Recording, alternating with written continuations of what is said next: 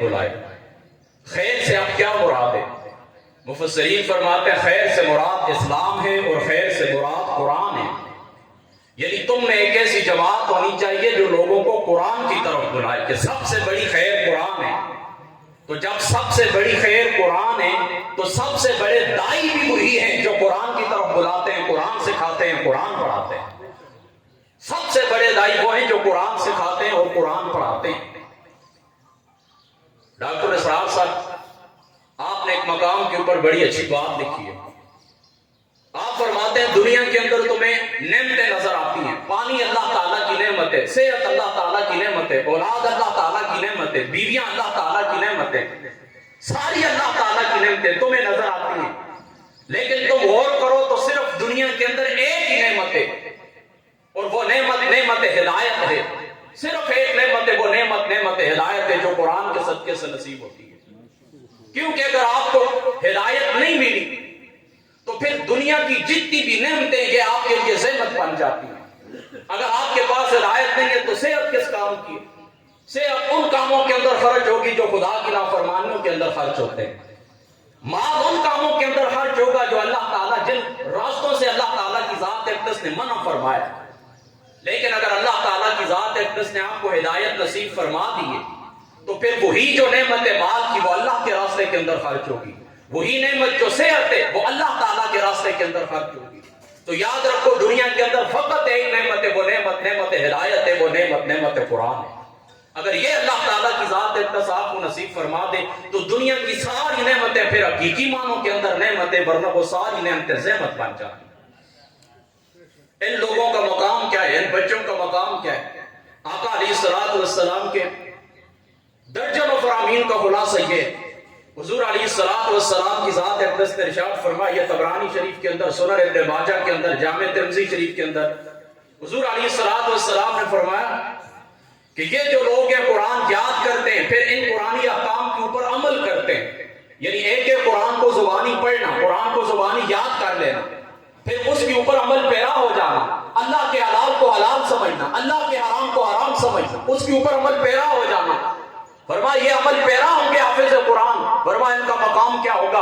ان کا مقام یہ ہوگا اللہ تعالیٰ اللہ تعالیٰ قیامت والے دن ان کو فرمائے گا، او حافظ قرآن، او عامل قرآن، قرآن کو یاد کرنے والے، قرآن کے اوپر عمل کرنے والے، تمہارا مقام کیا ہے؟ فرمایا درمیانی رفتار، جو دنیا کے اندر ورتل القرآن ترتیلا، ترتیل کے ساتھ ٹھہر ٹھہر کر قرآن پڑھا کرتے تھے۔ فرمایا قرآن شروع کرو، ٹھہر ٹھہر کر قرآن پڑھو اور جنت کی منزلیں طے کرتے جاؤ، جہاں پر قرآن ختم ہوگا وہیں پر تمہارا آخری مقام ہوگا۔ اللہ تعالیٰ تمہیں عنایت فرمائے۔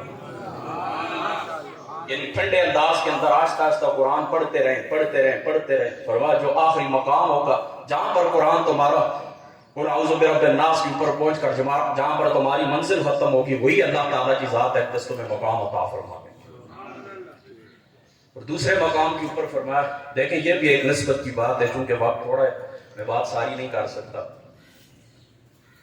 دیکھیں حضور نبی پاک صلی اللہ تعالیٰ علیہ وآلہ وسلم، حضرت سیدنا غوث پاک رضی اللہ تعالیٰ عنہ، آپ نے غنیت الطالبین کے اندر اس حدیث پاک کو نقل کیا ہے کہ آقا علیہ الصلوۃ والسلام فرماتے ہیں کہ کل قیامت والے دن حافظ قرآن کے ماں باپ کو اللہ تعالیٰ کی ذات اقدس ایک تاج عنایت فرمائیں گے۔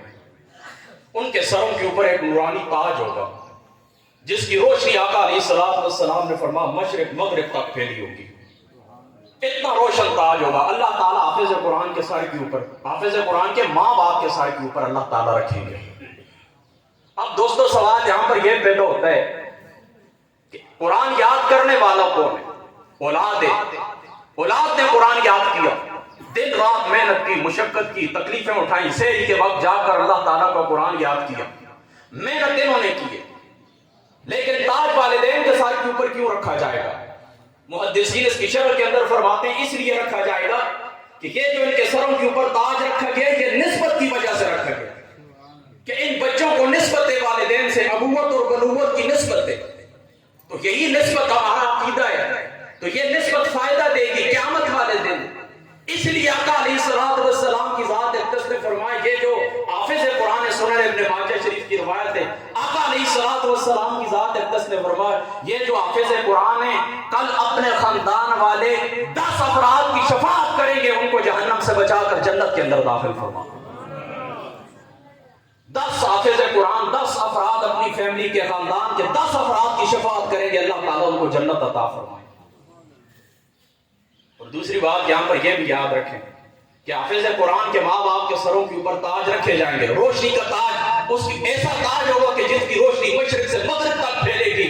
تو خود سوچے صاحب قرآن محمد مصطفیٰ کے والدین کو اللہ تعالیٰ کتنا مقام عطا فرمائے. اور چونکہ آخری 5 منٹ ہے, یہ بات تھوڑی دوسری طرف نکل گئی ہے, ناراض بھی نہیں ہونا, چونکہ اسی موضوع سے متعلق تھی. جو آیت کریمہ میں نے آپ لوگوں کے سامنے تلاوت کی ہے, حضرت ابراہیم علیہ السلام جس وقت کعبہ شریف تعمیر ہو گیا تو اللہ تعالیٰ کی بارگاہ کے اندر کیا عرض کرنے لگے, ربنا وبعث فیہم رسولا, یا اللہ ان مکے والوں کے اندر ایک شان والا رسول مبعوث فرما, جس کی ڈیوٹی کیا ہو, جس کا مشن کیا ہو, یتلو علیہم آیاتک, کہ وہ ان کے اوپر تیرے قرآن کی آیات کی تلاوت کرے, وَيُعَلِّمُهُمُ الْكِتَابَ وَالْحِکْمَةَ, اور ساتھ اس قرآن کی تعلیم بھی دے. یعنی اس قرآن کا مفہوم, اس قرآن کی تشریح, اس قرآن کی تفسیر, اس قرآن کے علوم, اس قرآن کا حکم اللہ تعالیٰ نے کیوں اتارا.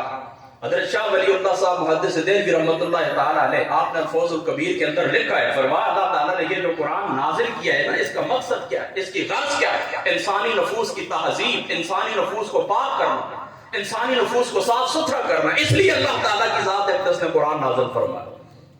تو فرمایا ایک کیا کرے, اس نبی کی ڈیوٹی کیا ہو, ایک تو قرآن کی تلاوت کرے, قرآن کی تلاوت کے ساتھ ساتھ اس کی تعلیم بھی دے, وَيُزَكِّيهِمْ, اور پھر کیا کرے, ان کو پاک کرے. کس طرح پاک کرے, یعنی ایک تو ان کے اوپر تلاوت کرے, ان کو تعلیم عطا فرمائے, اور اس نبی کی شان یہ ہو کہ جو بھی اس کے دربار کے اوپر آئے محمد مصطفیٰ ایک نگاہ اس کے اوپر ڈالے, تن من دم سب کچھ پاک کر کے رکھے. یہ نبی کی شان, یہ حضرت ابراہیم علیہ السلام کی دعا. اس لیے آقا علیہ السلام نے فرمایا, امام حاکم رحمۃ اللہ تعالیٰ علیہ, آپ نے مستدرک پاک کے اندر اس روایت کو نقل کیا ہے, فرماتے آقا علیہ السلام نے فرمایا, میں اپنے جد اعلیٰ جناب ابراہیم علیہ السلام کی دعاؤں کا صبر. تو یاد رکھو دوستو, اس آیت کریمہ کے اندر حضرت ابراہیم علیہ السلام کی جو دعا ہے, یہ دعا مشن مصطفیٰ تمہیں بتاتی ہے کہ اللہ تعالیٰ نے حضور محمد مصطفیٰ کو مشن کیا عطا فرمایا تھا, مقصد کیا عطا فرمایا تھا. مقصد کیا تھا, یہ قرآن ان لوگوں کے سامنے پڑھنا, اس قرآن کی لوگوں کو تعلیم دینا اور تزکیہ کرنا. آج دنیا کے اندر جتنی بھی مدارس ہیں, جتنی بھی خانقاہیں ہیں, جتنی بھی مساجد ہیں, یہ حقیقت کے اندر اگر آپ ان کو دیکھنا چاہیں کہ یہ مراکز واقعی آقا علیہ السلام کی ذات اقدس کے مشن کے اوپر چلنے والے ہیں, تو یہ باتیں ان کے اندر دیکھ لیا کریں کہ حضور محمد مصطفیٰ کا مشن قرآن کی تلاوت کرنا, ان کی تعلیم دینا, تزکیہ کرنا, یہ تینوں باتیں جن خانقاہ کے اندر پائی جائیں, وہ خانقاہ کیا ہے, وہ حضور محمد مصطفیٰ صلی اللہ تعالیٰ علیہ وآلہ وسلم کے مشن کے مراکز سے ان کے قریب ہو جاؤ, ان کی صحبت کے اندر بیٹھو کہ یہ آقا علیہ السلام کی مشن کی تکمیل کا ہے. حضور علیہ السلام کی ذات اقدس کا جو مشن تھا, اس مشن کو پورے کرنے والے. تو دوستو, یہ جو خانقاہ مدنیہ, اللہ تعالیٰ کا فضل و کرم آپ لوگ اپنی آنکھوں سے دیکھ لیں کہ یہاں پر اللہ تعالیٰ کے فضل و کرم سے قرآن پاک کی تلاوت بھی ہوتی ہے, قرآن پاک کی تعلیم بھی ہوتی ہے, اور اللہ تعالیٰ کی ذات اقدس نے صاحب نظر شخصیت حضور قبلہ پیر سید رضوان بادشاہ صاحب رحمۃ اللہ تعالیٰ علیہ, اور اللہ تعالیٰ کی ذات اقدس نے آپ کو عطا فرمائے کہ ان کی نگاہوں کے اندر خدا تعالیٰ کی ذات اقدس نے یہ تاثیر رکھی کہ وہ جس شخص کو دیکھتے ہیں اللہ تعالیٰ کے فضل و کرم سے اس کا تزکیہ کر دیتے ہیں, اس کو پاک صاف ستھرا کر دیتے ہیں. یہاں پر فرمولی گاؤں قریبی ہے نا, میرے کچھ دوست ہیں, مجھے کہتے ہوتے ہیں آپ کی طبیعت کے اندر تو اتنی استقامت نہیں ہے, اکثر لوگوں کے ساتھ آپ کی کچھ عرصے بعد آ جاتی ہے, اختلافات آ جاتے ہیں, تو کیا وجہ ہے کہ خانقاہ مدنیہ شریف کے ساتھ جب بھی جس وقت سے آپ جڑے ہیں تو آپ کا رشتہ مضبوط سے مضبوط تر رہے.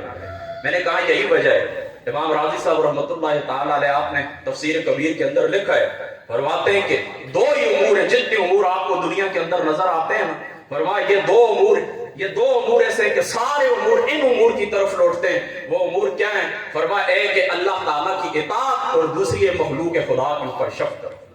تو اللہ تعالیٰ کا فضل ہے یہاں پر اللہ تعالیٰ کے اس کے رسول پاک صلی اللہ تعالیٰ علیہ وآلہ وسلم آپ کی اطاعت بھی ہے, اور مخلوق خدا کے اوپر شفقت بھی ہے. ہم یہاں پر آتے ہیں, کھاتے پیتے بھی ہیں, اور دوسرا مخلوق خدا کے اوپر شفقت کیا ہے؟ اس سے بڑی شفقت کیا ہو سکتی ہے کہ دیکھیں عام زندگی تھی، زندگی کے اندر ہم زندگی گزار رہے تھے. بچوں کو دیکھو، اگر عام حالات کے اندر ہوتے، کسی گلی کے اندر کھیل رہے ہوتے، کسی گلی کے اندر کود رہے ہوتے، کسی گلی کے اندر اور کسی کھیل تماشے کے اندر مشغول ہوتے، لیکن اس خانقاہ کے ساتھ جڑیں، اس مدرسے کے اندر آئیں، دارالعلوم کے اندر آئیں، تو اللہ تعالیٰ کی ذات اقدس نے سب سے بڑی ڈگری حافظ قرآن کی ان کو عطا فرما دی ہے. تو اس سے بڑھ کر مجھے بتائیں مخلوق خدا کے اوپر شفقت کیا ہو سکتی ہے کہ صرف یہ ان کا اپنا مستقبل بھی محفوظ ہو گیا، اللہ تعالیٰ کے قریب ہو گئے، اور کل اللہ تعالیٰ کی ذات اقدس نے اگر یہ سارے معاملات قبول فرمائے تو ان کے لیے آخرت کے اندر بھی اللہ تعالیٰ نے عظیم تحفے تیار کر کے رکھے. اللہ تعالیٰ کی ذات اقدس جو باتیں ہوئی عمل کی توفیق عطا فرما. باقی دعوانا الحمدللہ. ماشاءاللہ.